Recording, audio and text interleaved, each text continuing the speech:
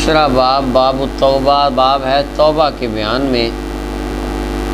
امام نووی رحمۃ اللہ علیہ اس سے پہلے بالکل اختصار سے چھوٹی سی تمہید بیان کرتے ہیں۔ کہتے ہیں، علماء فرماتے ہیں توبۃ واجبۃ من کل ذنب، توبہ کرنا ہر گناہ سے واجب ہے۔ توبہ کرنا لغت میں توبہ کا معنی ہے رجوع کرنا، اللہ تعالیٰ کی طرف رجوع کرنا، یہ لغت میں معنی ہے۔ تو جس سے اللہ تعالیٰ نے منع کر لیا اس سے رک کے اللہ کے احکام کی طرف رجوع کر لینا، اللہ کی نافرمانی سے فرما برداری کی طرف رجوع کر لینا، اللہ کی ناپسندیدہ چیزوں سے رضا والی چیزوں کی طرف رجوع کر لینا، ٹھیک ہے جی۔ اور اسی طرح اللہ تعالیٰ کی طرف رجوع کر لینا، یہ توبہ کا حقیقی معنی ہے۔ اور توبہ ہر گناہ سے واجب ہے، وہ گناہ خواہ صغیرہ ہو یا کبیرہ ہو، ظاہر ہو باطن ہو، یعنی دل میں ہو یا واضح اعلانیہ کیا ہو، ہر ایک سے توبہ کرنا لازم ہے۔ اور امام نووی کہتے ہیں اگر تو گناہ بندے اور اللہ کے درمیان ہے، اس کا کسی انسان کے ساتھ کوئی تعلق نہیں ہے، تو اس گناہ کے توبہ کے لیے 3 شرطیں ہیں۔ نمبر 1، ان یقلع عن المعصیہ، کہ گناہ کے کام سے بالکل کٹ جائے، دور ہو جائے۔ دوسرا، کیے ہوئے پر شرمندہ ہو، جو کیا ہے اس پر۔ تیسرا، ان یعزم اللہ یعود الیہ ابدا، ارادہ کرے پختہ کہ آج کے بعد ہمیشہ کبھی بھی دوبارہ نہیں کروں گا، ٹھیک ہے جی۔ اگر تو ان تینوں میں سے ایک شرط بھی نہ پائی گئی تو اس کی توبہ صحیح، توبہ قبول نہیں ہوگی۔ یہ ہے کہ جب بندے کا اللہ تعالیٰ سے تعلق ہو بس۔ وَإِن كَانَتِ الْمَعْصِيَةُ تَتَعَلَّقُ بِآدَمِ جِنٍ، اگر گناہ کا تعلق کسی بندے کے ساتھ ہے، اس کی پھر 4 شرطیں ہیں توبہ کی۔ 3 تو یہ جو بیان ہوئی یہی، چوتھی یہ ہے کہ جس کے ساتھ گناہ کیا ہے، یعنی جس کے ساتھ ظلم کیا ہے، مالی طور پر ہے، تو پھر کیا کرے؟ اگر تو مال غصب کیا، مال لوٹا دے، اگر مال نہیں تو اس کا بدلہ دے، قیمت دے دے اس کی۔ اگر کسی پہ حد قذف، جھوٹی حد لگوائی، جھوٹ بول کر کسی کو سزا دلوائی، تو یا تو قاضی کے پاس جا کر اقرار کرے کہ جی میں نے غلط بولا تھا، بندہ مجرم نہیں، یا اس کے پاس جا کے معافی مانگے اگر وہ معاف کر دے۔ اگر کسی کی چغلی کی تو اس سے جا کے معافی کرے، معذرت کرے اور کہے کہ مجھے معاف کر دینا، پھر اللہ سے معافی مانگے۔ اور اسی طرح تمام ایسے معاملات جن کا انسانوں سے تعلق ہے، ان سے معافی اللہ کے ساتھ ساتھ بندوں سے مانگنا بھی لازم، پھر جا کے بندہ صحیح طور پر توبہ کرتا ہے۔ بعض بندے انہوں نے اللہ کے بندوں کا بڑا حق مارا ہوتا ہے اور وہ توبہ کر کے سمجھتے ہیں ہمارے پچھلے سارے گناہ معاف ہو گئے، تو اللہ کی بارگاہ میں توبہ کرنے سے گناہ وہ معاف ہوتے ہیں جن کا تعلق بندے اور اللہ کے درمیان۔ جو بندوں پر ظلم کیے ہیں ان کا تعلق بندوں کے ساتھ ہے، اللہ تعالیٰ تو معاف فرما دے گا، لیکن بندے تو قیامت کے دن مطالبہ کریں گے تو اس وقت سزا ملے گی۔ لہذا بندوں سے معافی مانگنا، ان سے اس کی برات کروانا یہ ضروری ہے۔ اور آگے فرمایا وَيَجِبُ أَن يَتُوبَ مِن جَمِيعِ الذُّنُوبِ، تمام گناہوں سے توبہ واجب ہے۔ اگر بعض گناہوں سے توبہ کر لے تو اس کی توبہ اہل حق کے نزدیک ان گناہوں سے صحیح ہے، اور باقی اس کے ذمے پر باقی ہیں، اور قرآن و سنت اور اجماع امت کے دلائل توبہ کے واجب ہونے پر لازم۔ مگر گناہ تو اس نے 100 کیے پر معافی 50 کی مانگی تو 50 معاف ہو جائیں گے، اگر 50 کی مانگی تو 50 کی بھی معافی مل جائے گی، باقی 50 باقی رہیں گے۔ یعنی جتنے گناہ ہیں بعض سے توبہ کرے بعض سے نہ کرے تو جتنوں کی کرے گا وہ معاف ہو جائے گا۔ توبہ کرنا واجب ہے، اس کے اوپر دلائل۔ امام نووی فرماتے ہیں اللہ تعالیٰ نے ارشاد فرمایا، سورہ نور کی آیت نمبر 31 ہے، وَتُوبُوا إِلَى اللَّهِ جَمِيعًا أَيُّهَا الْمُؤْمِنُونَ لَعَلَّكُمْ تُفْلِحُونَ، اور اللہ کی بارگاہ میں تمام کے تمام توبہ کرو اے مومنو تاکہ تم فلاح پا جاؤ، اللہ کی طرف رجوع کرو، اس میں تمہاری فلاح ہے۔ دوسری آیت میں فرمایا استغفروا ربکم، اپنے رب سے بخشش مانگو، ثم توبوا الیہ، پھر اس کی طرف رجوع کرو، لوٹو۔ اور فرمایا تیسری آیت میں التحریم کی 8ویں آیت، یا ایھا الذین آمنوا الی اللہ توبۃ نصوحا، اے ایمان والو اللہ تعالیٰ کی طرف توبہ کرو، توبۃ نصوحا، सच्ची तौबा। सच्ची तौबा तौबतन नसूहा। तौबतन नसूहा क्या है? हज़रत फ़ारूक आज़म रज़ियल्लाहु ताला अन्हु फरमाते थे तौबतन नसूहा ये है अन यतूबा मिन ज़म्बि सुम्मा ला यऊदु इलैहि, ऐसी तौबा करे फिर कभी भी उस गुनाह की तरफ वापस न जाए, जैसा कि दूध कभी थन में वापस नहीं जाता। यानी जिस तरह दूध का थन में वापस जाना नामुमकिन है, इसी तरह उस बंदे के लिए उस गुनाह की तरफ वापस जाना नामुमकिन हो जाए। वो इरादा कर ले बस अब मैं कभी इस गुनाह की तरफ नहीं जाऊँगा। और हसन बसरी फरमाते हैं गुनाह पर वो नादिम हो, चाहे ज़बान से दिल से नादिम हो और हरकतें उसकी फिर बताएं कि उसने तौबा कर ली। ये नहीं आज तौबा रात को की, 27वीं रात बड़ा रोए मस्जिद में तौबा की, अगले दिन फिर वहाँ पे जो काम थे वही, ये तौबा नहीं है। बल्कि एक हदीस पाक का मफ़हूम है, उसमें आता है ज़बान से इस्तिग़फ़ार तौबा करने वाला और दिल से शर्मिंदा ना होने वाला ऐसे है कल मुस्तहज़िर, जिस तरह अपने अल्लाह से मजाक करने वाला। यानी ज़बान से तो कहता है अस्तग़फ़िरुल्लाह अस्तग़फ़िरुल्लाह, अल्लाह माफ़ कर दे, लेकिन काम सुबह को फिर वही सारे करता है गुनाह वाले। और दिल से उसने कोई इरादा नहीं किया कि मैं इन गुनाहों से बाज आऊँगा, अपनी रूटीन चेंज करूँगा, नहीं, ज़बान से कहता है अल्लाह माफ़ करे, अल्लाह माफ़। इस तरह हमारे बंदे कह देते ना अल्लाह सब नू माफ़ करे, अल्लाह सानू भी माफ़ करे, पर उनका इरादा कोई नहीं होता कि हमने माफ़ी कोई नहीं लेनी, जो गुनाह कर रहे वही हैं। तो ये तो मजाक करने वाली बात। अल्लाह ताला हम सब को सच्ची तौबा की तौफीक बख्शे। लेनी हदीस पाक आ गई बाब की पहली और वैसे 14 नंबर रिवायत। हज़रत अबू हुरैरा रज़ी अल्लाह ताला अन्हु फरमाते हैं मैंने नबी अकरम सल्लल्लाहु अलैहि वसल्लम को इरशाद फरमाते सुना, महबूब करीम ने फरमाया अल्लाह की कसम इन्नी ला अस्तग़फिरुल्लाह, मैं अल्लाह से बख्शिश मांगता हूँ और अल्लाह से तौबा करता हूँ एक दिन में 70 मरतबा से भी ज़्यादा। इमाम बुखारी ने इस हदीस को रिवायत की, मुस्लिम बिन हंबल में जामे तिरमिज़ी में भी ये हदीस मौजूद है। अब आप अंदाज़ा करें आका करीम सल्लल्लाहु अलैहि वसल्लम एक दिन में 70 मरतबा तौबा फरमा रहे हैं, 70 मरतबा इस्तिग़फ़ार करते हैं। अच्छा यहाँ पे इस्तिग़फ़ार का माना होता है गुनाहों की बख्शिश मांगना, गफ़र का माना होता है ढांपना, यानी अल्लाह गुनाहों को ढांप ले, माफ़ कर दे। और तौबा होती है अल्लाह की तरफ रुजू के आइंदा ऐसा ना हो। हुजूर फरमाते हैं मैं इस्तिग़फ़ार भी करता हूँ तौबा। इस्तिग़फ़ार तो होता है गुनाहों से, हुजूर तो गुनाहों से पाक है और आका करीम अलैहिस्सलाम मासूम है, गुनाह का इम्कान ही नहीं, गुनाह का अंबिया मासूम है, गुनाह कर ही नहीं सकती, तो फिर हुजूर बख्शिश क्यों मांगते? सबसे अक्सर उलमा जमहूर ने यही कहा कि अल्लाह के बंदो, नबी अपनी उम्मत के लिए एक टीचर, उस्ताद, मुरब्बी की हैसियत से होता है। महबूब करीम ने तुम्हें सिखाने के लिए यह किया, अगर मैं महबूब खुदा हो के गुनाहों से पाक हो के 70 बार तौबा करता हूँ तो सोचो तुम्हें कितनी बार करनी चाहिए एक दिन में। तो 70 मरतबा फरमाया मैं बख्शिश मांगता हूँ। अच्छा अल्लामा इब्न हजर अस्क़लानी अलैहिर्रहमा ने फिर ये लिखा कि आका करीम अलैहिस्सलाम बख्शिश की दुआ या तौबा क्यों करते थे, उसके बहुत सारे उन्होंने जवाब लिखे। एक तो ये लिखा इसके अंदर कि आका करीम सल्लल्लाहु अलैहि वसल्लम वलल आखिरतु खैरुल लका मिनल ऊला, हर आने वाली घड़ी आपकी पहली घड़ी से आला। तो जब हुजूर एक बुलंद मकाम पर फायज होते, तो जब आप नज़र फरमाते कि अल्लाह ताला ने इतनी ऊंची शान दे दी, और फिर आप अल्लाह की बारगाह में इस्तिग़फ़ार करते सुबहानक मा अबदना हक़ का इबादत, अल्लाह जिस तरह तेरी इबादत का हक़ था वो मैंने अदा नहीं किया। इसलिए हुजूर इस्तिग़फ़ार करते, अल्लाह की मोहब्बत में, अल्लाह की करम नवाजियों को देखकर इस्तिग़फ़ार करते और तौबा करते।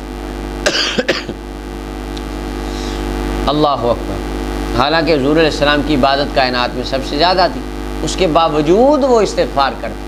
और तीसरा उलमा इमाम इब्न हजर कहते हैं महबूब करीम ने आजिज़ी के लिए ऐसा किया, आजिज़ी का इज़हार फरमाते हुए हुजूर अल्लाह की बारगाह में इस्तिग़फ़ार और तौबा करते। और चौथा कहा अल्लाह की बारगाह में बंदगी का इज़हार करने के लिए तौबा और इस्तिग़फ़ार करते, अगरचे आपको इसकी ज़रूरत ना थी इस्तिग़फ़ार तौबा की, लेकिन बंदगी का इज़हार करें कि अल्लाह मैं तेरा बंदा हूँ इसलिए, और हमें बताने के लिए, तालीम देने के लिए। अगली हदीस 15 नंबर रिवायत। हज़रत अगार बिन यसार अल-मुज़नी रज़ियल्लाहु ताला अन्हु फरमाते हैं نبی اکرم صلی اللہ علیہ وسلم نے ارشاد فرمایا اے لوگو اللہ کی بارگاہ میں رجوع کرو، اللہ کی طرف رجوع کرو، توبہ کرو اور اس سے بخشش مانگو، بے شک میں دن میں 100 مرتبہ توبہ کرتا ہوں۔ پیچھے گزرا 70 یہ مرتبہ، یہاں پہ آ گیا 100، تو مراد اس سے عدد کثیر ہے۔ عربی میں جب لفظ 70 بولا جاتا ہے تو اس سے مراد عدد کثیر ہوتا ہے، جیسا کہ ہمارا بولا جاتا ہے کہ ہزاراں بندہ آیا تھا، کل رات جلسہ تھا، لاکھوں بندوں نے شرکت کی، حالانکہ 1 لاکھ بھی پورا نہیں ہوتا، بعض اوقات 1 لاکھ بھی آدھا ملک آیا ہوا ہے، حالانکہ آدھا ملک کبھی بھی کہیں آیا ایسے نہیں ہوتا آدھا ملک سارا آ جائے، لیکن عدد کثیر کو بیان کرنے کے لیے یہ جملے بولے جاتے ہیں۔ تو اس طرح عربی میں جب بولا جاتا ہے نا 70,000 یا 70، تو محدثین کہتے ہیں اس کا معنی عدد کثیر ہوتا ہے، مراد لا تعداد۔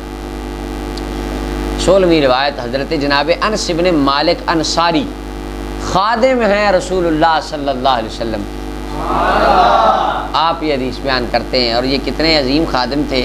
کہتے ہیں حضور جب مدینہ تشریف لائے میری عمر 10 سال تھی، اور 10 سال میں نے حضور کی خدمت کی، 8 جنگوں حضور کے ساتھ گئے، اور ایک جب یہ جوان ہوئے ان کی والدہ ان کو لائیں، یا رسول اللہ یہ میرا بیٹا ہے، آپ کا بچہ ہے، آپ کی خدمت کے لیے میں نے وقف کر دیا، خدمت کرتا، اس کے لیے دعا کریں اللہ تعالیٰ اس کو مال بھی دے اور اولاد بھی دے۔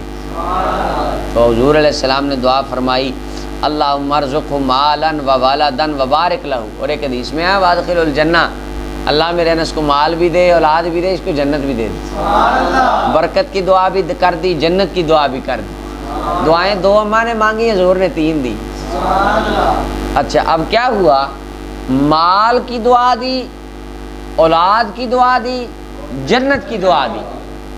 اب جہاں تک مال کا تعلق تھا، پورے مدینے کے باغوں میں پھل سال میں 1 مرتبہ لگتا، انس بن مالک کے باغ کو 2 مرتبہ، وہ دعائے مصطفیٰ تھی جس کی برکت ہوئی۔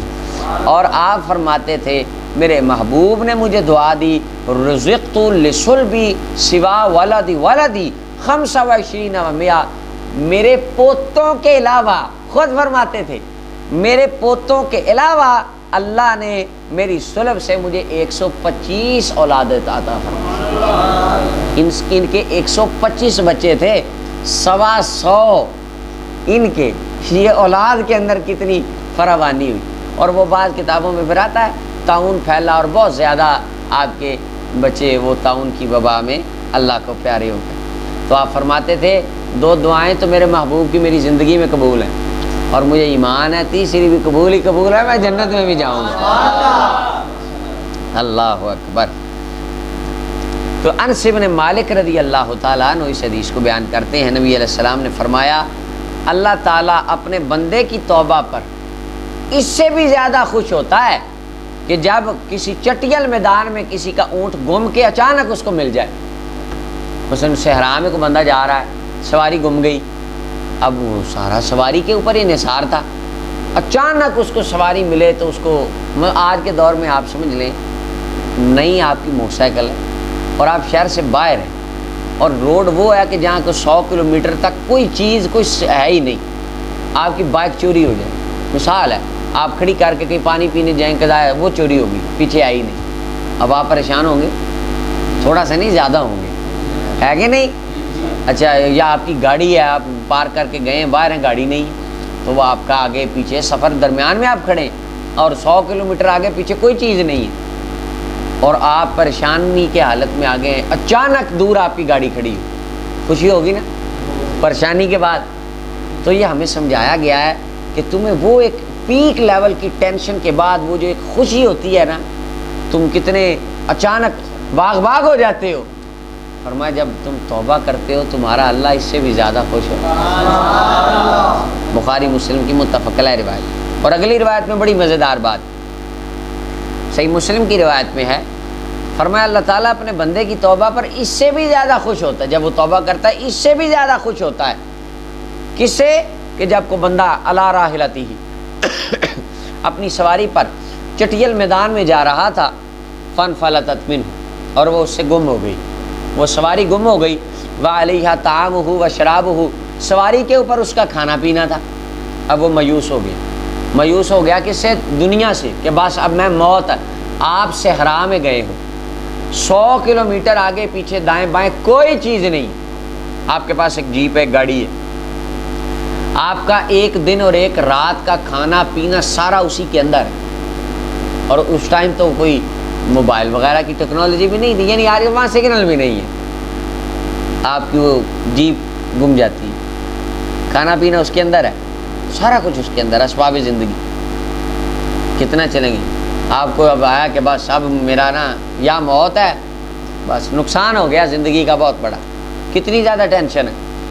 فرمایا وہ بندہ مایوس ہو جائے، وہ ایک درخت کے پاس آئے، اس کے سائے میں لیٹ جائے، حالانکہ وہ اپنی سواری سے مایوس ہو چکا ہے، لیٹا ہے، اچانک وہ دیکھے اس کے سر کے پاس کھڑی ہو، اور آپ مایوس ہو کے لیٹ جائیں کہ بس اب موت دیکھو کب آتی، مرتا کب، روح کب نکلتی بھوک سے، ہیں؟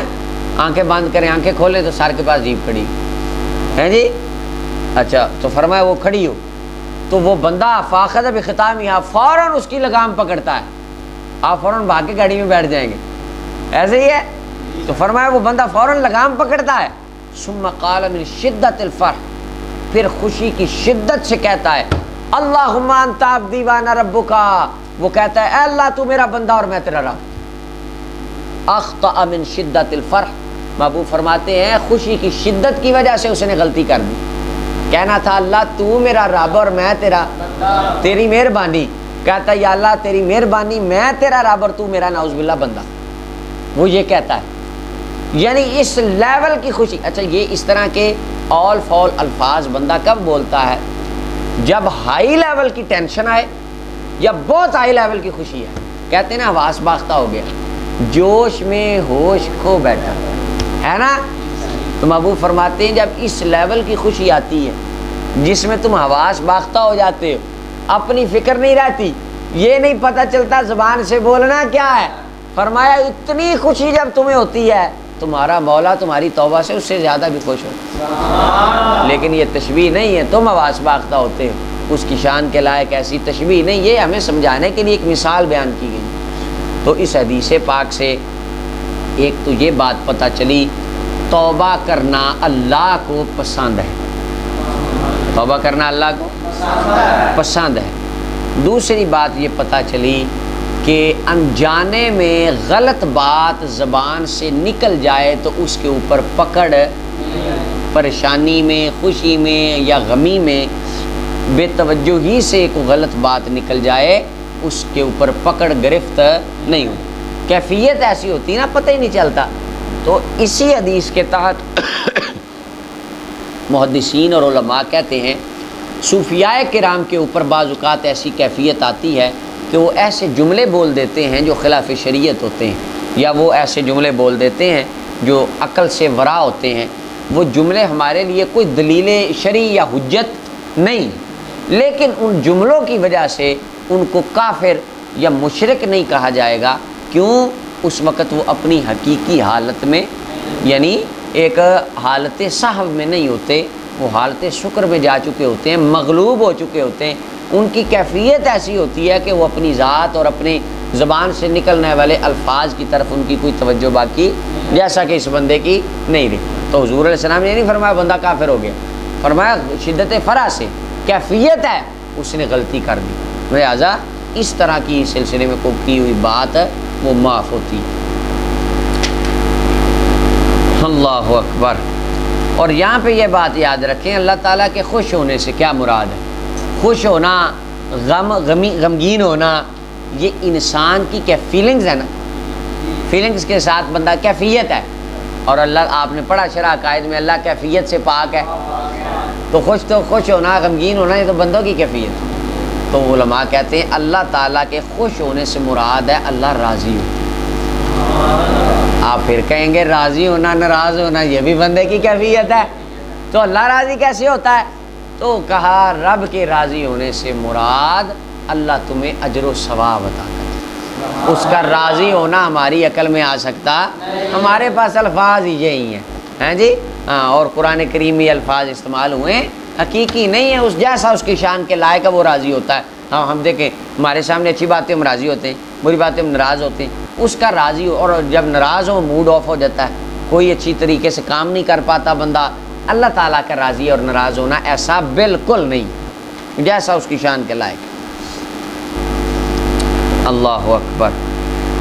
اچھا جی، اور دوسری حدیثوں میں اور بھی آتا ہے، ابن عساکر کے اندر اور کتاب التائبین کے اندر علامہ العباس ابن ترکان الحمدانی نے لکھا، اللہ زیادہ خوش ہوتا ہے بندے کی توبہ پر اس سے بھی زیادہ کہ جب پیاسے کو پانی مل جائے۔ پیاسا بندہ، اس کو موت ہی اچانک پانی نظر آ جائے، کتنا خوش ہوتا ہے؟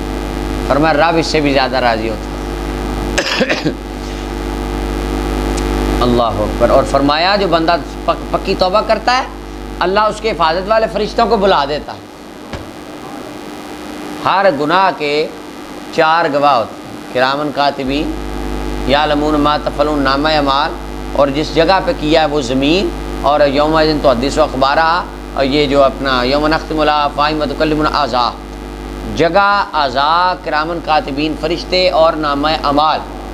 اور محبوب کریم فرماتے ہیں جب میرا غلام سچی توبہ کرتا ہے اللہ تعالیٰ اس کے معاوض فرشتوں کو اس کا کیا وہ گناہ بلا دیتا ہے، قیامت کو وہ گواہی نہیں دیں گے، اور نامہ اعمال سے اللہ مٹا دیتا ہے، اعضاء کو بھی بلا دیتا ہے، زمین کو بھی بلا دیتا ہے۔ قیامت کے دن آئے گا ایسا صاف ہوگا گناہ پہ کوئی گواہ باقی نہیں۔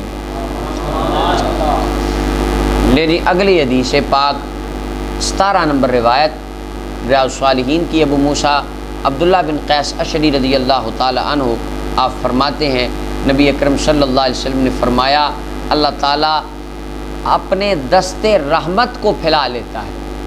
حدیث میں ہے کہ اللہ اپنے ہاتھوں کو پھیلا لیتا ہے، ہاتھ پھیلانے سے اللہ پاک ہے، اس کا ہاتھ ہم جیسا نہیں، مراد دست رحمت ہے۔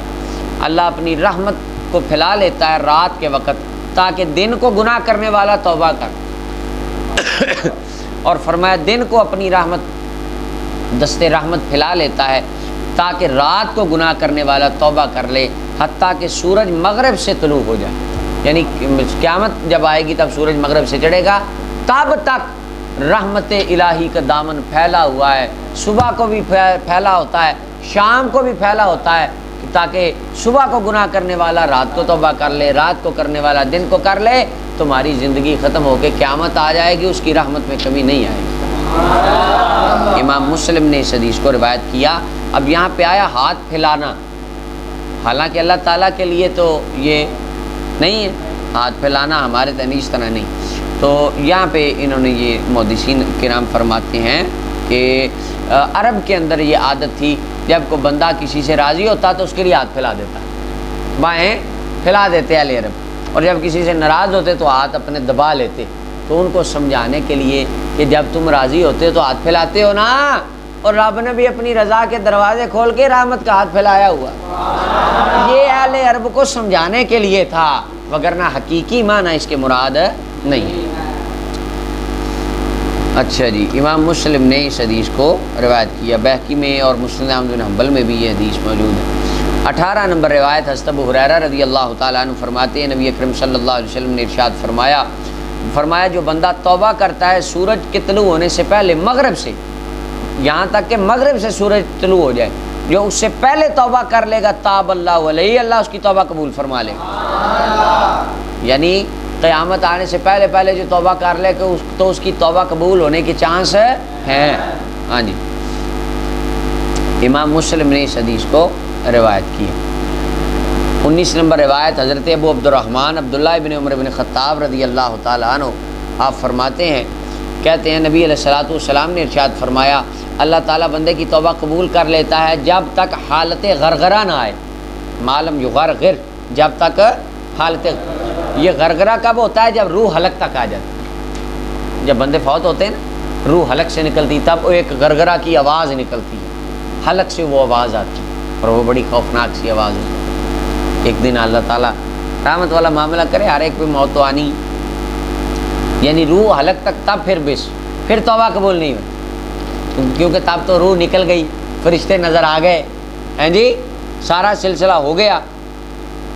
اور قرآن کریم کی آیت میں بھی یہ بات بیان ہوئی، سورہ نساء کی آیت نمبر 18 میں فرمایا وَلَيْسَتِ التَّوْبَةُ لِلَّذِينَ يَعْمَلُونَ السَّيِّئَاتِ حَتَّى إِذَا حَضَرَ أَحَدَهُمُ الْمَوْتُ قَالَ إِنِّي تُبْتُ الْآنَ، فرمایا تب توبہ نہیں ہے، ساری زندگی برے عمل کیے، موت آ گئی اور جب سب کچھ دیکھ لیا تو کہا جی فرشتے نظر آنے لگ جاتے ہیں۔ اس میں بھی بات ہے پھر علماء کی، کیا فرشتے سب کو نظر آتے ہیں یا نہیں آتے، یہ خیر ایک بات۔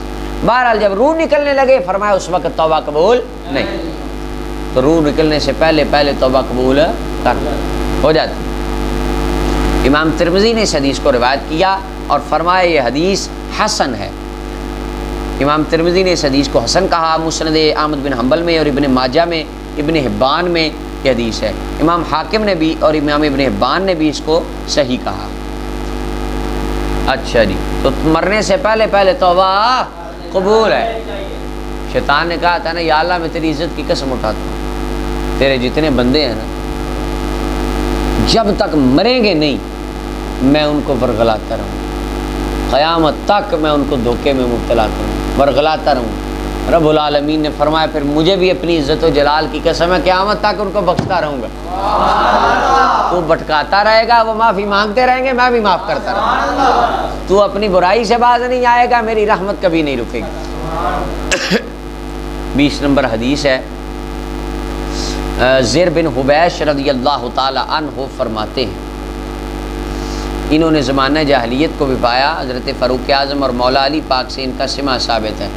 زیر بن حبیش کہتے ہیں میں صفوان ابن عسال رضی اللہ تعالی عنہ کے پاس آیا، یہ صحابی، میں نے ان سے سوال کیا موضوع پر مسح کے بارے میں، پتہ چلا سوال کرنا چاہیے، سوال سے علم زیادہ ہوتا ہے۔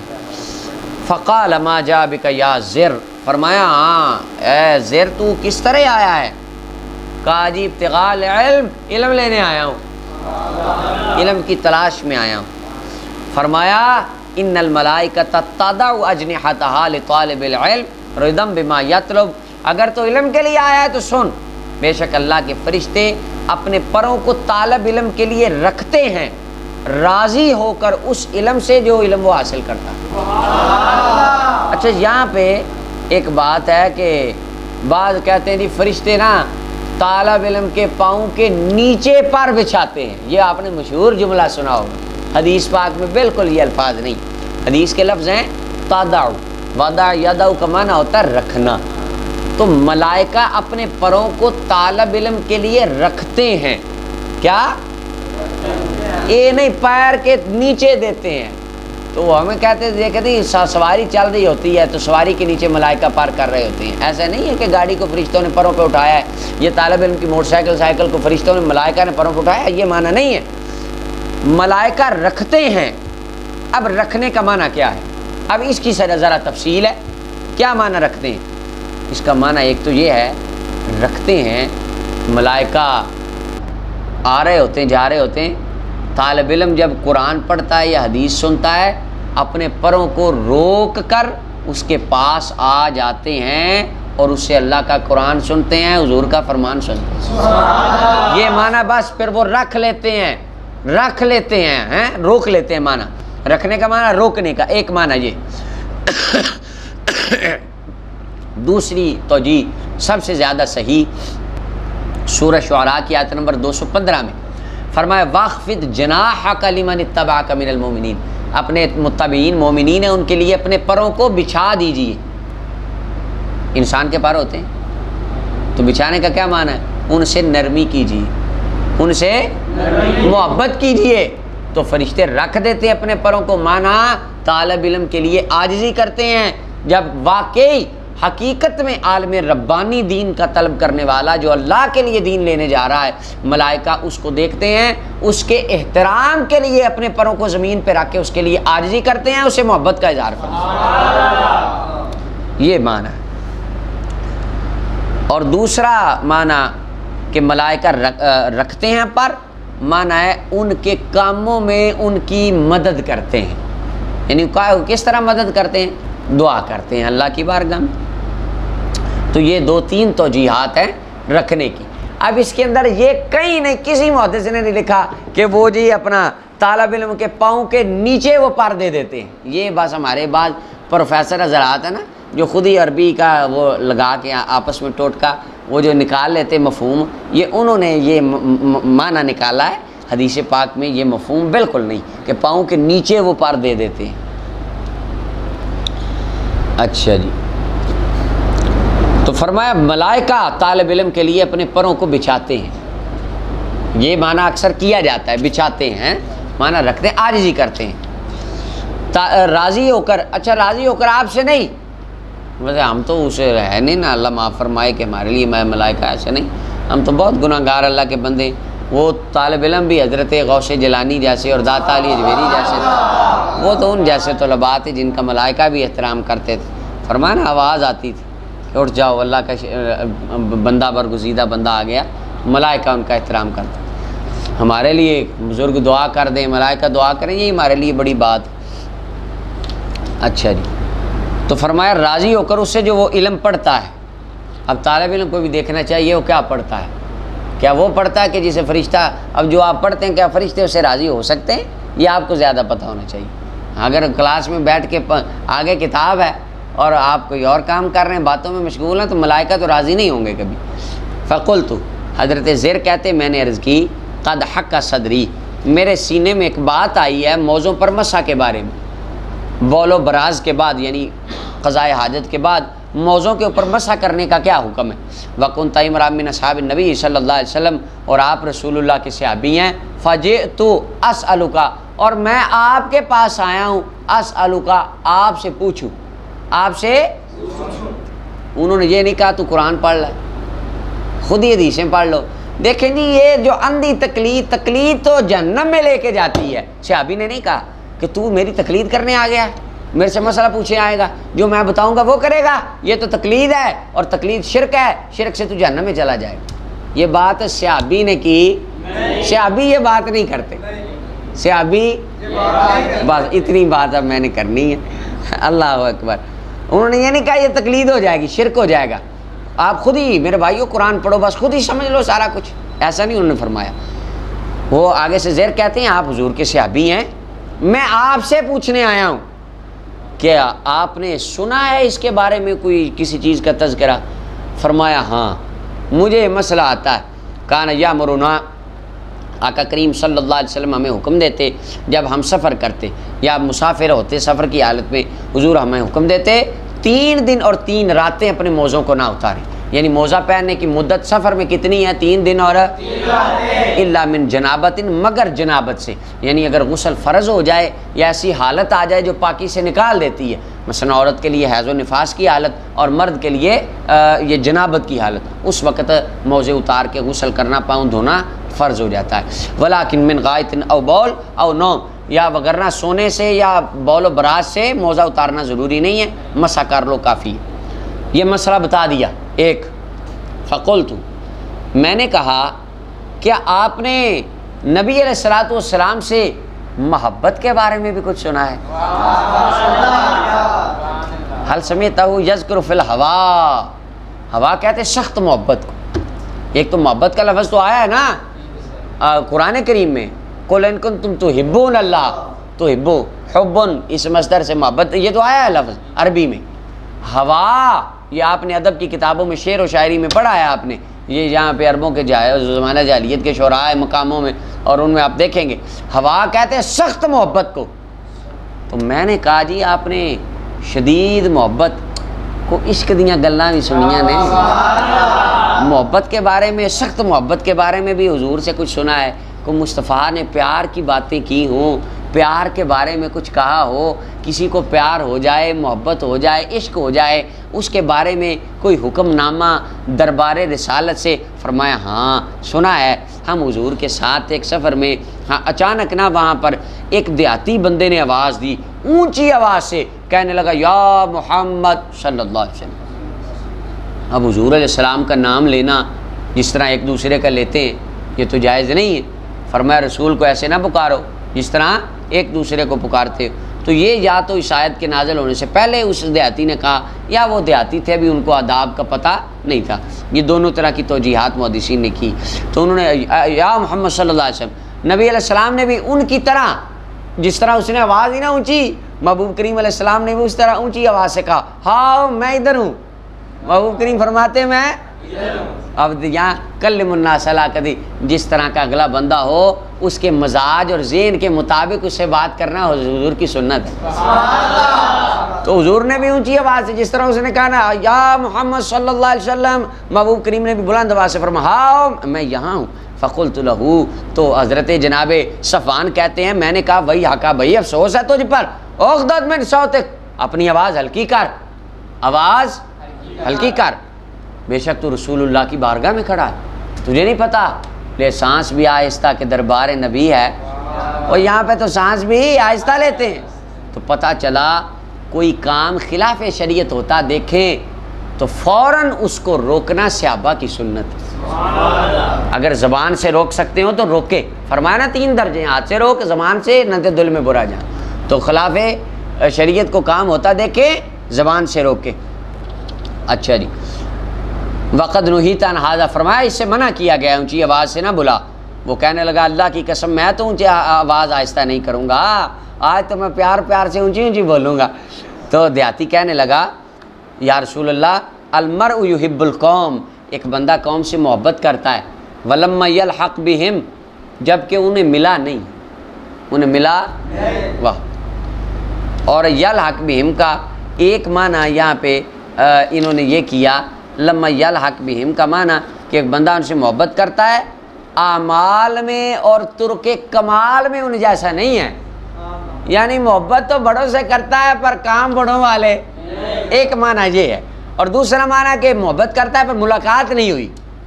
محبوب کریم صلی اللہ علیہ وسلم نے فرمایا المرء مع من احب یوم القیامہ، بندہ جس کے ساتھ محبت کرتا ہے قیامت کے دن اسی کے ساتھ ہوگا۔ تو فرمایا محبت کے بارے میں ہم نے یہ سنا ہے جس سے تیرا پیار ہے، جس سے تیری محبت ہے، جس سے تیرا عشق ہے، قیامت کے دن اللہ تجھے اس کا ساتھ عطا کر دے۔ اور دنیا میں ملے یا نہ ملے، ملاقات ہو یا نہ ہو، دیکھیں نا صحابہ کرام کو 1400 سال ہو گئے، داتا صاحب کو 950 سال ہو گیا، حضرت غوث پاک کو کئی 100 سال ہو گئے، ہم ملے۔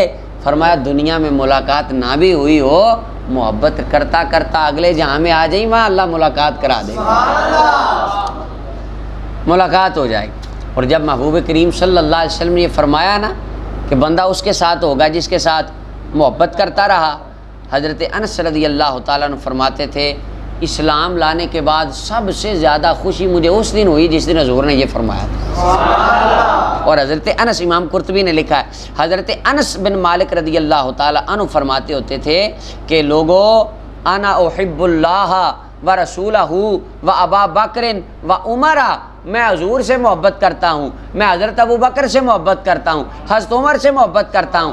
اور پھر فرماتے تھے فارجو ان اکون معہم وان لم اعمل بعملہم، اگرچہ میں نے صدیق و فاروق رضی اللہ عنہما والے عمل تو نہیں کیے پر محبت کے ساتھ ہی مجھے امید ہے اللہ قیامت کے دن مجھے ان کا ساتھ عطا کرے۔ تو ہم نے بھی اگرچہ اولیاء، صحابہ، تابعین، تبع تابعین والے، محدثین والے عمل، جیسے کل دیکھا نا حضرت عبداللہ بن عمر رضی اللہ تعالیٰ 1000 عمرہ کیا، اب کہاں ہماری زندگی ہم 1000 عمرے کریں، 60 حج کیے، پتہ نہیں موقع ملے نہ ملے، عمل یا اللہ ہم نے بھی ان والے کیے اور نظر آتا ہے ہو بھی نہیں سکیں گے، ہم تو ان کے قدموں کی خبر، ہم ان سے محبت کرتے ہیں، قیامت کے دن ہمیں بھی ان کے نوکروں میں شامل کریں۔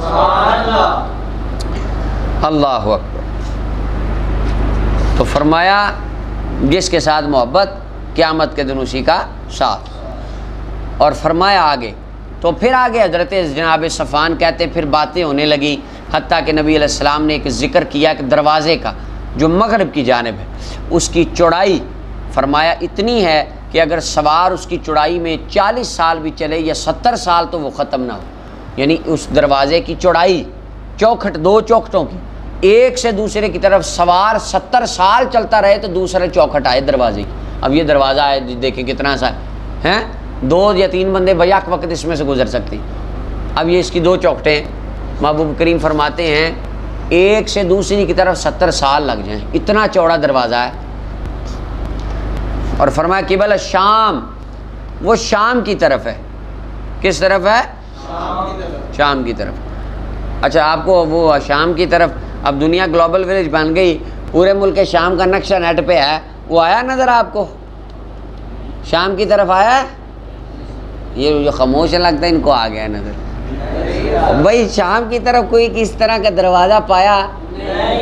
جو بندے بیٹھے تھے ان کو سمجھانے کے لیے تھا، ادھر کو ہے دنیا پہ نہیں، وہ غیب کی دنیا میں ہے۔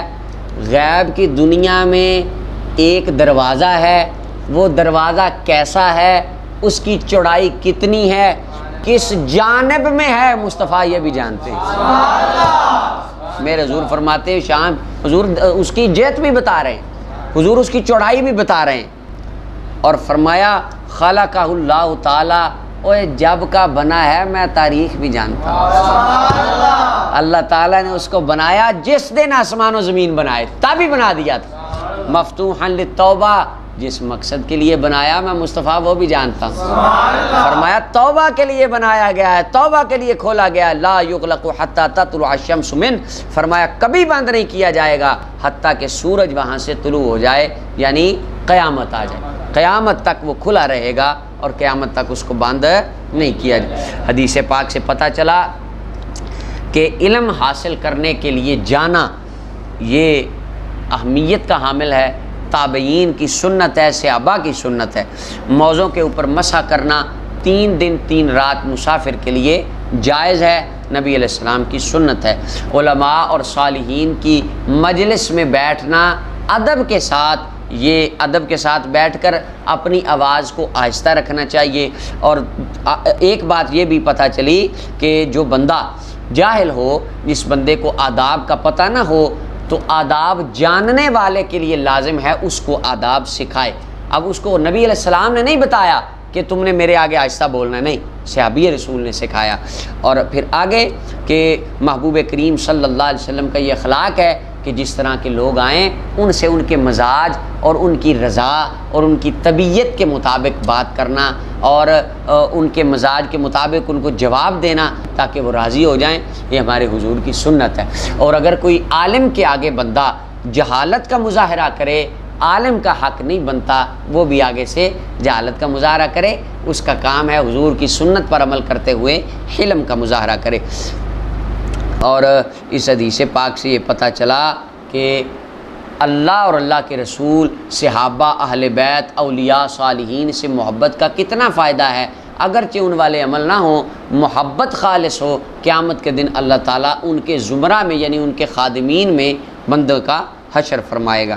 اور آخری بات اس حدیث سے یہ بھی پتہ چلی قیامت کے تک توبہ کا دروازہ کھلا ہوا ہے۔ اور یہ بھی مزے والی بات پتہ چلی، غیب کے جہان کے دروازوں کے راستوں کو بھی مصطفیٰ جانتے ہیں۔ 21 نمبر روایت ہے، حضرت ابو سعید سعد بن مالک بن سنان الخدری رضی اللہ تعالیٰ عنہ فرماتے ہیں، نبی پاک صلی اللہ علیہ وسلم نے ارشاد فرمایا، یعنی 100 قاتل والی روایت آ گئی، 100 بندے کے قاتل والی بڑی مشہور حدیث ہے۔ محبوب کریم صلی اللہ علیہ وسلم فرماتے ہیں تم سے پہلی امتوں میں ایک بندہ تھا، ٹھیک ہے جی، قاتل 99 نفسا، 99 بندوں کو اس نے قتل کیا تھا۔ کتنوں کو جی؟ اس نے پوچھا فسأل عن اعلم اہل الارض، اس نے پوچھا زمین والوں میں سے بڑا عالم کون ہے؟ فدل علی راہب، اس کو ایک راہب کا بتایا گیا۔ راہب وہ جو باہر عبادت خانوں میں رہ کے اللہ اللہ کرتے تھے، نیک، عالم نہیں تھا، صرف عبادت گزار تھا۔ یہ اس کے پاس آیا، اس نے کہا جی ایک بندہ ہے، اس نے 99 بندے مارے ہیں، اس کی توبہ ہے؟ اس نے کہا استغفر اللہ، لا بالکل نہیں۔ فقتل، تو اس کو غصہ آیا، اس نے کہا بزرگوں سانو راہ ہی کوئی نہیں ہے جی، اس کو غصہ آ گیا، یہ تو پہلے ہی قاتل تھا۔ قتل، اس نے اس کو بھی قتل کر دیا، وہ نیک بندے کو بھی کیا تو اس نے ظلم۔ فکمل بیمیہ، 100 پورے ہو گئے۔ اچھا جی، اب پتہ چلا کہ راہب عالم پورا نہیں تھا۔ ثم سأل عن عالم، پھر اس نے پوچھا یار کو عالم بتاؤ، اس کو بتایا گیا علی رجل عالم، محبوب فرماتے ہیں پھر لوگوں نے اس کو ایک عالم دین کا پتہ دیا۔ یہ اس کے پاس آیا، کہنے لگا جی 100 بندہ قتل کیا ہے، تو جس نے 100 کیا اس کی توبہ ہے؟ عالم کہنے لگا ہاں کیوں نہیں، وَمَن يَحُولُ بَيْنَهُ وَبَيْنَ التَّوْبَةِ، 100 بندے کے قاتل اور اللہ کی توبہ کے درمیان کیا چیز رکاوٹ بن سکتی ہے؟ وہ چاہے تو 1000 کے قاتل کو معاف کرنا۔ یہ مسئلہ عالم نے بتایا۔ تو حدیث پاک سے یہ پتہ چلا مسئلہ ہمیشہ عالم دین سے پوچھنا چاہیے، مسئلہ عالم دین سے پوچھنا چاہیے، عام بندے سے۔ لوکل بعض بندے ہوتے ہیں نہیں، ساڑھے پیر فرماندے نے، مرشد پاک نے فرمایا، حضرت صاحب فرماتے ہیں، پیر صاحب فرماتے ہیں، اور مسئلہ جی حضور یہ مسئلہ بتائیے گا، مسئلہ یہ جی آپ اپنے پیر صاحب سے پوچھیں، اور جو آپ کو پتہ پیر صاحب کو مسئلے تو نہیں نہ آتے، پیر صاحب تو بس معاف زمین کا دین بتاتے ہیں۔ تو یہ نہیں ہے، پیر کے لیے شرط ہے دینی مسائل سے واقف ہو۔ اور یہ بھی بات یاد رکھیں، یہ بھی ضروری نہیں کہ اس نے کہ ہاتھ میں کوئی ڈگری تھمائی ہو، وہ کورس ہی پڑھا ہو، اس نے تو وہی ولی ہے اور وہی عالم صحیح کا کامل ہے۔ نہیں، پرانے اولیاء انہوں نے خود کورس کیے تھے درس نامی کی، ہاں وہ شریعت کے عالم تھے، دین جاننے والے، عمل کرنے والے تھے۔ اچھا جی، اب عالم کا پوچھا، عالم نے کہا ہو سکتی ہے توبہ قبول، کوئی چیز حائل نہیں ہے توبہ کے درمیان، لیکن اس کے لیے کام کرنا پڑے گا۔ انطلق، چل، کیا کر؟ چل، الی ارض کذا و کذا، فلاں بستی کی طرف چلا جا، فإن بها اناس یعبدون اللہ، وہاں ایک گروہ اولیاء ہے، وہ اللہ کی عبادت کرتے ہیں، وہاں اللہ والے رہتے ہیں، رب کے ولی رہتے ہیں، اللہ کے بندے رہتے ہیں، تو ایسے کر ان کی طرف چلا جا۔ فاعبد اللہ معہم، ان کے ساتھ لگ کے اللہ کی عبادت کر۔ اچھا وہ عالم جو تھے نا، وہاں اگر ان کے دور میں کوئی خارجی عالم ہوتا تو کہنے لگا یہ شرک پر محمول فتویٰ ہے، انہوں نے کہنا میرے بھائی مسجد میں جائیں آپ، اللہ نحن اقرب الیہ من حبل الورید، آیتیں پڑھنی تھی انہوں نے، اللہ تو شارک کے قریب ہے، تو ولیوں کی بستی کی طرف کیا لینے جا رہا ہے؟ اور وہاں ان کے ساتھ عبادت کرنے سے کیا ہوگا ہیں؟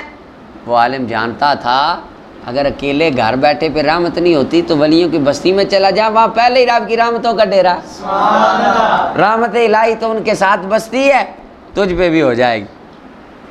ان کے ساتھ عبادت کر، اپنی زمین کی طرف واپس نہ آئیں، یہ زمین اب تیرے لیے بری۔ فانطلقا، وہ چلا۔ اچھا، جس بستی کی طرف سے نکلا، تنبیہ الغافلین میں ہے کہ جس کی طرف سے نکلا اس کا نام کفرہ تھا، جس کی طرف جا رہا تھا اس کا نام نصرہ تھا، اور یہاں پہ انہوں نے لکھا ہے، طبرانی میں بھی ہے کہ اس کی بستی کا نام کفرہ تھا، ٹھیک ہے جی، اور بعض نے کہا کہ نہیں وہ بصرہ بستی کی طرف جا رہا تھا، بصرہ کے علاقے میں وہ گروہ اولیاء تھے۔ اچھا جی، تو عین ممکن ہے وہ بصرہ کے علاقے میں ہی ایک بستی ہو جس کا نام نصرہ ہو۔ یہ چل پڑا، اب 100 بندے کو قتل کر کے چل، قاتل چل پڑا، حتی اذا نصف الطریق، آدھا رستہ طے کیا، اتاہ الموت، موت نے آن لی، فوت ہو گیا۔ فاختصمت فیہ ملائکۃ الرحمہ، فرشتے بھی آ گئے، عذاب والے فرشتے بھی آ گئے، رحمت والے بھی آ گئے اور عذاب والے بھی آ گئے۔ اچھا، یہ کیا کر کے چلا ہے؟ پوچھ کے چلا ہے کہ توبہ ہو سکتی ہے؟ توبہ کی تھی اس نے زبان سے؟ نہیں، زبان سے تو مشورہ کیا، توبہ کدھر سے کی تھی؟ فرشتوں کو دل کی حالت کا پتہ ہے، حضور فرماتے ہیں فرشتے رحمت کے بھی آ گئے، عذاب کے بھی آ گئے، عذاب کے آئے ظاہر کو دیکھ کر، رحمت کے آئے باطن کو دیکھ کر۔ اگر رحمت کے فرشتے کو بندے کے دل کی باتوں کا پتہ ہو سکتا ہے تو مدینے کے تاجدار کو غلاموں کے دل کا حال پتہ کیوں نہیں ہوتا؟ رحمت کے فرشتے آ گئے اور کیا کہا؟ جا تائبن، یہ توبہ کرتا ہوا آیا ہے، مقبلن بقلبہ، یہ آ گیا دل سے اللہ کی طرف رجوع کر کے آیا ہے، زبان سے تو ابھی بولا ہی نہیں، دل میں توبہ کی، دل اللہ کی طرف کر لیا تھا۔ عذاب کے فرشتے کہنے لگے انہ لم یعمل خیرا قط، کبھی اس نے کوئی اچھا کام نہیں کیا، نہ جہنم میں جائے گا۔ تو فرشتوں کا آپس میں مخاصمہ ہو گیا، وہ کہیں جہنم میں لے کے جائیں گے، وہ کہیں نہیں جنت میں لے کے جائیں گے۔ فاتاہم ملک فی صورت آدمی جن، ایک آدمی کی صورت میں ایک فرشتہ آیا۔ فرشتہ نوری ہے کہ بشری؟ نوری مخلوق ہے، بشری مخلوق ہے؟ نوری۔ آیا کس کی شکل میں؟ پتہ چلا نوری بشریوں کا لباس اوڑھ سکتے ہیں۔ اب اندر سے فرشتہ نور تھا، باہر سے اچھا اگر فرشتہ اندر سے نور باہر سے بشر ہو سکتا ہے تو مدینے کے تاجدار اندر سے نور باہر سے بشر نہیں ہو سکتا۔ فرشتہ آ گیا آدمی کی شکل میں۔ حدیث کہہ رہی ہے دیکھیں نہیں، فَجَعَلُوا بَيْنَهُمْ حَكَمًا، ان دونوں فرشتوں نے اس کو اپنے درمیان جج بنا لیا، حاکم بنا لیا، سرپنچ بنا لیا۔ کہا جی آپ فیصلہ کریں، ہماری یہ روداد ہے، اس نے 100 کا قاتل ہے وہ تو ہم جہنم میں لے جانا چاہتے ہو، کہہ نہیں ہماری یہ روداد ہے کہ یہ دل سے توبہ کر لی ہے اس نے، اور دل سے توبہ کی ہے تو بستی کی طرف چلا ہے ولیوں کی۔ تو وہ جو حاکم فرشتہ تھا نا، جج، اس نے کہا قیسوا ما بین الارضین، دونوں زمینوں کو ناپ لو۔ کیا کرو جی؟ جس بستی کے زیادہ قریب ہوگا انہی کا، اگر تو اپنی بستی کے قریب تو جہنم میں عذاب والوں کا، اگر بستی اولیاء کے قریب ہے تو پھر جنت والوں کا۔ فقاسو، انہوں نے ناپا، انہوں نے قریب پایا اس بندے کو اس بستی کے جدھر وہ چلا تھا، گروہ اولیاء والی بستی کے قریب تھا۔ تو محبوب فرماتے ہیں فقبضتہ ملائکۃ الرحمہ، فرشتے رحمت کے پھر اس کو پکڑ کے لے گئے۔ بخاری اور مسلم نے اس حدیث کو روایت فرمایا۔ اور ایک حدیث کے اندر آگے الفاظ آتے ہیں، یہاں پہ انہوں نے اس کو لکھا، صحیح کے الفاظ ہیں، بخاری کے لفظ ہیں فَكَانَ إِلَى الْقَرْيَةِ الصَّالِحَةِ، کہ وہ نیک بستی کے ایک بالشت قریب تھا، صرف ایک بالشت بس قریب تھا۔ فَجُعِلَ مِنْ أَهْلِهَا، تو اس کو ولیوں میں سے کر دیا گیا۔ اللہ کے بندو، جو صدق دل سے ایک بالشت بستی اولیاء اللہ والوں کی درگاہ کے قریب ہو کے مر جائے تو وہ ان میں ہیں، تو جو ان کی درگاہ پہ پہنچ جائے وہ ان میں سے نہیں ہو سکتا۔ مراد ان سے نسبت قائم کرنا ہے۔ یہ آج کل جو ہو رہا ہے درباروں پہ، اس کی میں بات بالکل نہیں کر رہا، یہ خلاف شرعی چیزیں ساری۔ اور ایک صحیح حدیث میں آتا ہے اللہ تعالیٰ نے وحی فرمائی، اللہ نے وحی فرمائی اس زمین کی طرف، ان تباعدی، تو دور ہو جا، وَإِلَىٰ هَٰذِهِ أَن تَقَرَّبِي، تو قریب ہو جا۔ یعنی کہہ لیں تھا تو اپنے گھر کے قریب، پہلے تو اپنی بستی کے قریب تھا، لیکن چونکہ چل اللہ والوں کی طرف پڑا تھا تو ارادہ رب کا بن گیا تھا بخشنے کا، تو پھر رب نے فرمایا گھر والی زمین کو تو دور ہو جا، بستی اولیاء کو فرمایا تو قریب ہو جا۔ ایک بالشت قریب ہوا تھا، اللہ نے خود قریب کر کے خود ہی جنت عطا فرمایا۔ اب ناپو تو پایا ایک بالشت قریب پایا گیا۔ محبوب فرماتے ہیں فغفر لہ، بخش دیا گیا۔ اور اگلی حدیث میں امام نووی کہتے ہیں کمال ہو گئی، فنایا بصدرہ نحوہا، جب روح نکلنے لگی، مرنے لگا، اس نے اپنا سینہ اٹھا کے بستی اولیاء کی طرف پھینک دیا۔ اللہ کو یہ ادا پسند آئی، اللہ نے اس لیے بخش دیا، معاف فرما دیا اس کو۔ سبحان اللہ۔ اس حدیث پاک سے بہت ساری چیزوں کا ہمیں علم ہوا۔ حدیث مبارکہ سے ایک تو یہ پتہ چلا کہ بندہ جتنا مرضی بڑا گناہ گار ہو، اللہ کی بخشش اور رحمت میں کمی نہیں، بندہ بخشا۔ اس سے حدیث پاک سے دوسری بات یہ پتہ چلی کہ قتل کی توبہ بھی قبول ہو سکتی۔ قرآن کریم میں آیا نا کہ جس نے جان بوجھ کر مومن کو قتل کیا اس کی جزا جہنم ہمیشہ رہے گا۔ اس کے بہت سارے علماء نے جوابات دیے ہیں، اس کی بہت ساری تفصیل ہے۔ مراد ہے جس نے حلال جان کر قتل کیا، حلال جان کے کیا وہ کافر ہو گیا، اور کافر سزا جہنم میں رہے گا۔ ایک تو یہ معنی، دوسرا یہ وعید شدید کے لیے ہے، جن میں آیا نا وہ سزا جہنم میں رہے گا، وعید شدید کے لیے ڈرایا گیا، سختی کی گئی۔ وگرنہ گناہ کبیرہ، اور وہ آیت ان اللہ لا یغفر ان یشرک بہ ویغفر ما دون ذلک لمن یشاء، صرف شرک کی معافی نہیں ہے، باقی ہر گناہ کی معافی کا امکان ہے، ہو سکتا ہے۔ تو پتہ چلا قتل کی معافی بھی ہو سکتی ہے۔ اچھا جی، اور تیسری بات پتہ چلی، واقعات کو بیان کر کے مسئلہ سمجھانا یہ محبوب کریم کا اسلوب ہے، اور اس سے بات ایک ذرا لطف بن جاتا ہے، مزہ آتا ہے، بات بھی سمجھ آ جاتی ہے۔ تو یہ آقا کریم علیہ السلام کا طریقہ مبارکہ ہے۔ چوتھی بات، جو ہمارے دین کے مخالف بات نہ ہو، ابتدائی اسلام پہلی امتوں کی ان باتوں کو نقل کرنا اور بیان کرنا جائز ہے۔ اور یہ بات پتہ چلی کہ پہلی امتوں کے لوگوں نے کیا کیا کیا ہے، محبوب کریم اس کو بھی جانتے ہیں۔ اور اگلی بات یہ ہے کہ اللہ تعالیٰ کے پیارے بندوں سے محبت کرنا کتنی بڑی اہمیت کا حامل ہے، اور مسئلہ عالم سے پوچھنا چاہیے، رہنمائی اپنے دینی کاموں میں علماء اہل علم سے لینی چاہیے، جو صرف نیک ہوں عالم نہ ہوں ان سے رہنمائی نہیں لینی چاہیے۔ اللہ کے ولیوں سے محبت کرنا کتنی اہمیت کا باعث ہے، جو بندہ دل میں توبہ کر لے، اللہ کے اولیاء کی بستی کی ہے، اس نے ابھی کچھ ولی دیکھا نہیں تھا، بستی اولیاء کی محبت پیدا کر لی تو اللہ کو بندہ محبوب بننے لگا اور اللہ نے اس کو بخش دیا۔ تو جو اولیاء سے پیار کرے رب اسے کتنا پیار فرماتا ہوگا۔